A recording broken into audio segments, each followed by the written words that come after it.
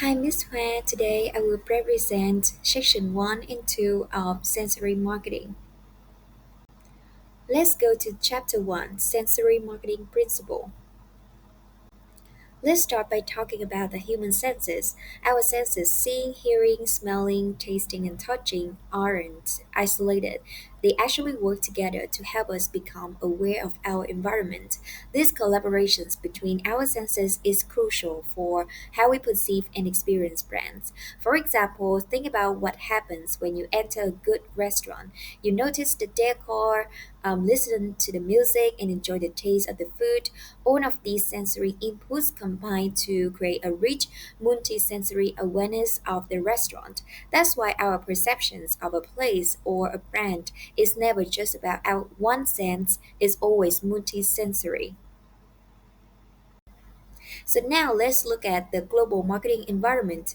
Today, self-expression's values are a major global trend. People are moving toward a more individualistic society where they prioritize their own designs and needs. So this shift is especially noticeable with Gen Z, who have grown up with digital technology deeply embedded in their lives. The internet and social media have empowered individuals, giving them access to information and allowing them to actively shape their own experiences. As a result, brands need to recognize that consumers are looking for ways to express themselves and create their own identities.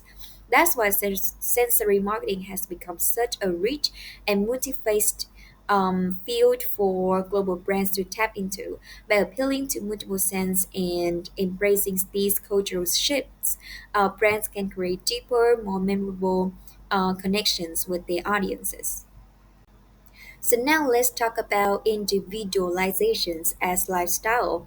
In recent years, there's been a noticeable shift in cultures from collectivisms to individualisms. This change is largely driven by people's growing needs for self-expressions and individual fulfillment. Today, the consumptions of brands, products, and services has become a central way for people to express their individuality and create their own self identity. The choices we make as consumers help us define who we are, project a certain image, and even achieve social status. So there are three key aspects of this trend that is self-fulfillment, identity creation, and multi-sensory experiences. Focusing on self fulfillment, individuals now use consumptions as a tool to enhance their quality of life and overall well being. It's not just about buying things anymore, it's about seeking qualified consumption and meaningful experiences, including how we spend our time on services. People are also becoming more conscious of the impact of their choices, and consumption decisions are increasingly influenced by factors like sustainability and environment impact. Simply put, modern consumers are looking for products and experiences that not only satisfy their personal needs but also align with their values and contribute positively to their lives and the world around them. As you can see here, individualization is closely tied to the idea of identity creation. People use brands and products to express who they are and to construct their identities.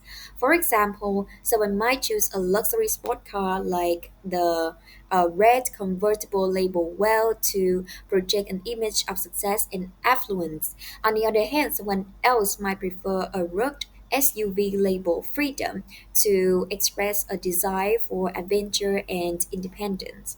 So the identity creations involves symbolic content and meaning, shopping and consumptions and experience.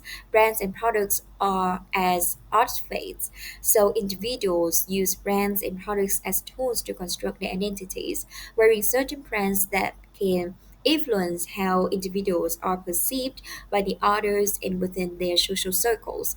The look, feel, and even the sound of the product contribute to its symbolic value and how it shapes an individual's self images.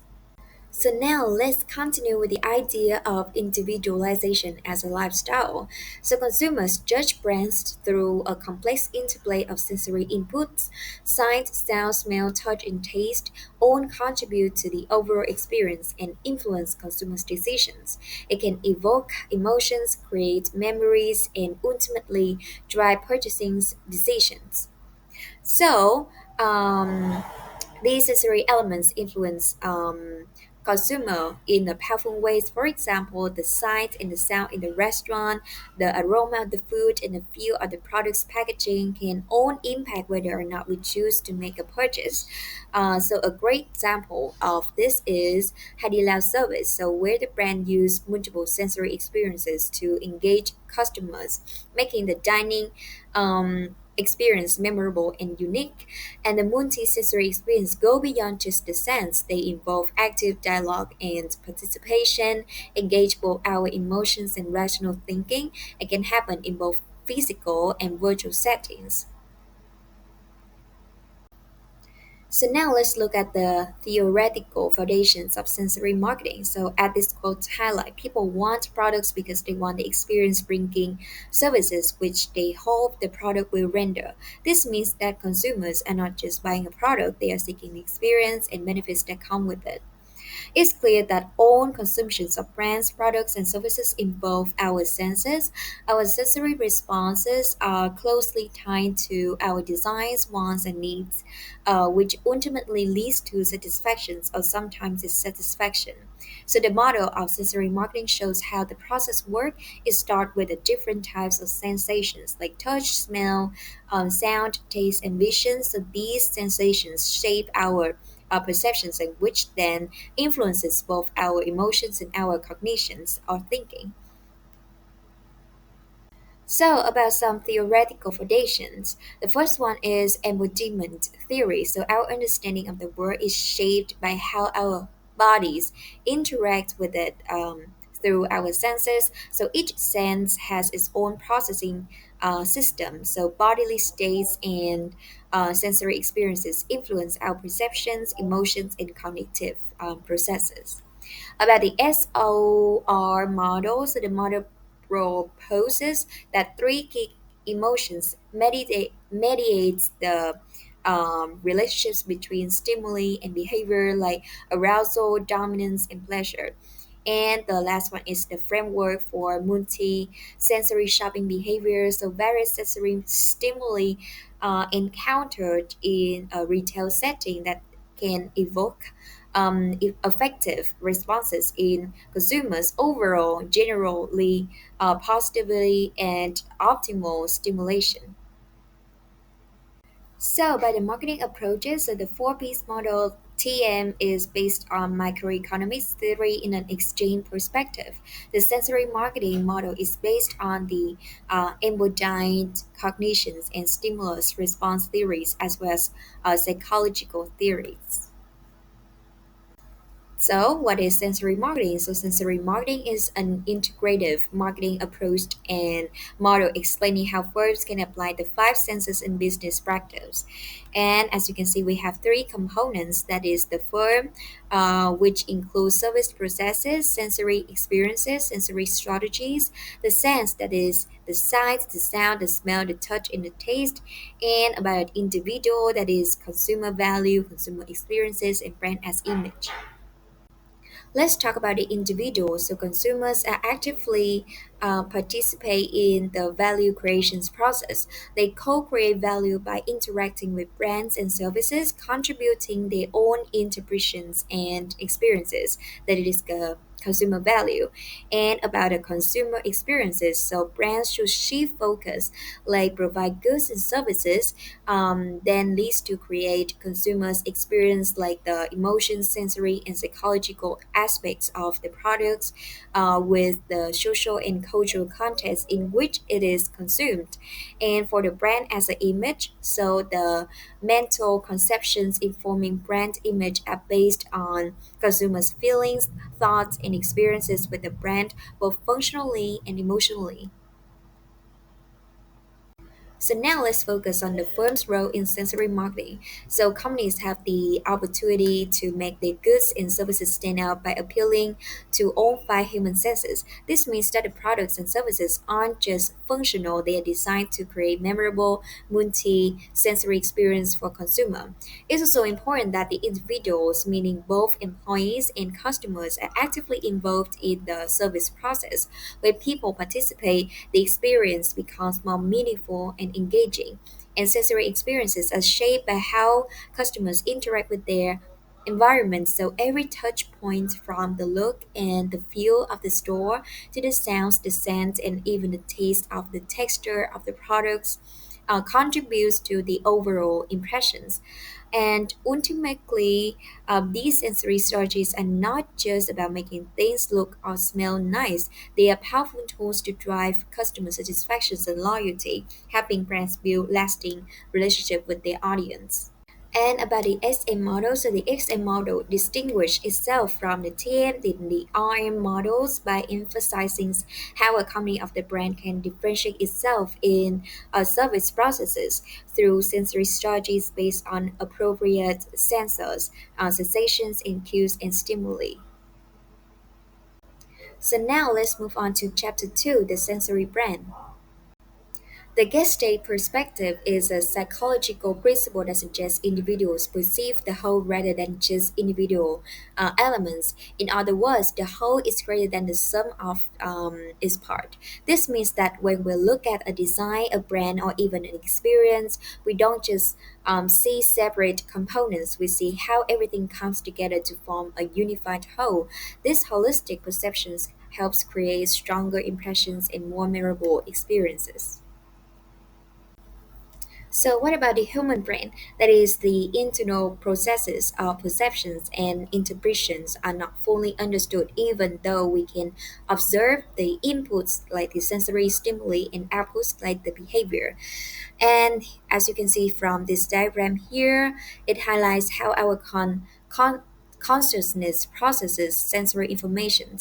When we encounter something new, we have immediate experiences. These are our first direct interactions with the world around us. So these experiences create impact sensations, which are the strong initial sensory impressions we receive through sight, sound, touch, taste, or smell. So these sensations then give rise to feelings and emotions. And every second, our brain receives around 11 million bits of information through our senses, like mainly visions, but also sound, but also like the five sense. However, we are only consciously aware of a tiny fractions of these informations. Most of it is processed unconsciously, shaping our behaviors and decisions without us even realizing it. So, our unconsciousness is shaped by habits, rituals, and cultural norms. These elements operate beneath our conscious awareness, influencing the way we think and behave without us even realizing it. Over time, they form the foundations for our cultural awareness, how we understand, interpret, and interact with the world and people from different backgrounds. By recognizing the role of these unconscious influences, we can become more aware of our own biases and assumptions and develop a greater cultural sensitivity and understanding. So about the human brain, we will divide it into three or four main parts. That is the triune brain, the cerebrum, the limbic system, and the reptile brain. So about the triune brain, it consists of the cerebral cortex, limbic system, and reptilian brain that work together, influencing how actions and behaviors. About the cerebrum, the left hemisphere is logical and language based, the right is creative and emotional. And about the limbic system, so it includes amygdala, hippocampus, and hypothalamus. governing emotions, learning, and memory together. They help shapes human behavior and decisions making. And a very title brand, so it is responsible for basic survival functions like the reproductions, motor control, and virtual reflexes. It also excels in processing visual stimuli and detecting threats. So this slide explains how our senses and brains work together in the process of perceptions and memory. So each of our five senses has its own unique way of perceiving the world. The brain can select and interpret the sensory information drawing on our past experiences and internal sensations. How we interpret that we what we sense also depends on our attitudes, feelings, designs, needs, and wants. This is known as the perceptual process. So the process starts with sensory memory, which briefly stores incoming informations from our senses, and we pay attention to these informations. It moves into short-term memory where it can be processed for a short time, usually less than 30 seconds. Through rehearsals or repeating the informations, we can transfer it into long-term memory where it can be stored for much longer periods, sometimes even a lifetime. So the entire process from sensations to attentions, memory, and response shows how our brains make sense of the world and form memories from our sensory experiences. So now let's explore gender differences in the brain and how they influence behavior. First, the genetic codes of the development of the brain is shaped by the genetics, hormones, and prenatal factors. For example, male and female brains differ partly due to hormone levels like the estrogen and testosterone. Next, organizational differences. So research shows that men often excel in spatial tasks such as visualizing objects or navigating spaces, while women tend to outperform in language and emotional processing. So this means women are generally better at understanding and expressing emotions, as well as using language creatively and effectively. Finally, these differences also show up in purchasing and consumption behavior. Men are more likely to make quick, impulsive decisions, while women are more likely to take their time, considering details and thinking analytically before making a choice. About the neuromarketing, so on the emotional side, women tend to be more empathetic and emotionally expressive than men. They also prefer face-to-face communications, are generally better at reading nonverbal cues such as body language. Research support that women are often more accurate in recognizing and interpreting emotions, both in themselves and in others. And on the sensory side, the women generally have stronger visual and olfactory, that is the smell sense. They are also more attentive to sounds and are better at detecting, discriminating, and identifying different smells compared to men. Additionally, women typically experience pain more intensely through the sense of touch. So these differences are important for understanding how people perceive and interact with the world, and they can influence everything from communication styles in consumers' preferences. So this one introduced neuromarketing, a field that uses advanced brand imaging techniques to study how consumers respond to marketing stimuli. Unlike traditional methods such as surveys or focus groups, neuromarketing directly observes brand actively to reveal how people truly perceive and react to the brands and products.